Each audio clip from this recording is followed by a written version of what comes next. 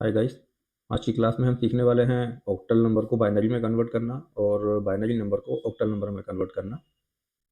हमने एग्जांपल के लिए क्वेश्चन लिया है 404.245।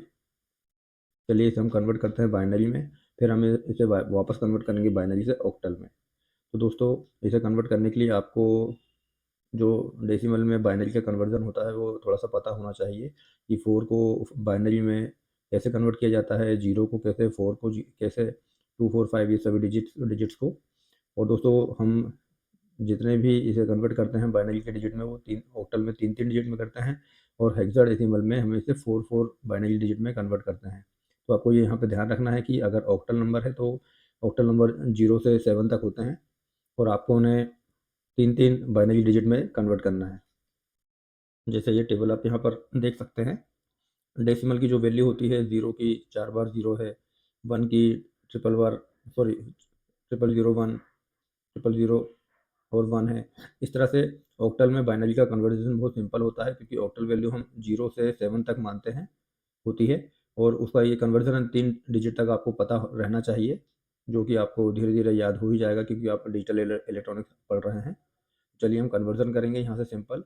जो हमारा 4 है, 4 को हम यहाँ पे 100 लिखेंगे। हम इसे थोड़ा दूर दूर लिख लेते हैं आपको समझाने के लिए। 404.245 245 कुछ इस तरह से।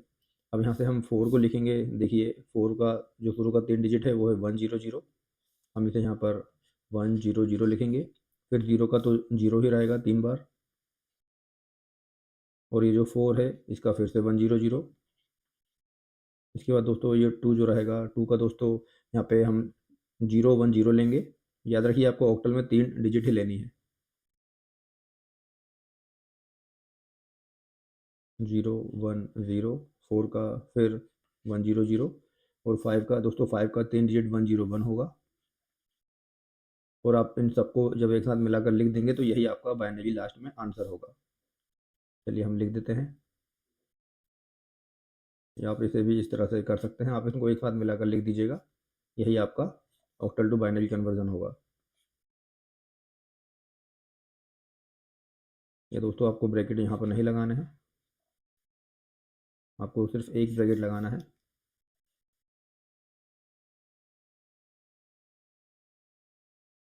और दोस्तों, इसी को आपको वापस अगर बाइनरी को ऑक्टल में कन्वर्ट करना है तो आपकी जो डिजिट रहेगी आपको उसे तीन तीन पेयर में बना लेना होता है। जैसे इसका आप जो फाइनल आंसर लिखेंगे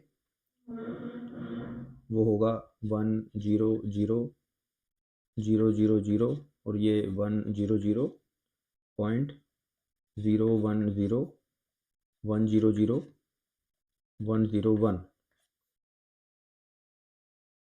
अगर आपको इसे ऑक्टल में कन्वर्ट करना रहेगा तो आपको सेम प्रोसेस करनी पड़ेगी।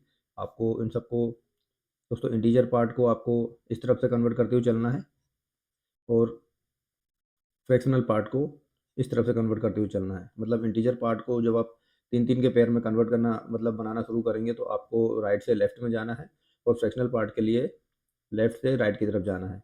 तो आप इसे तीन तीन पार्ट में डिवाइड कर लीजिए।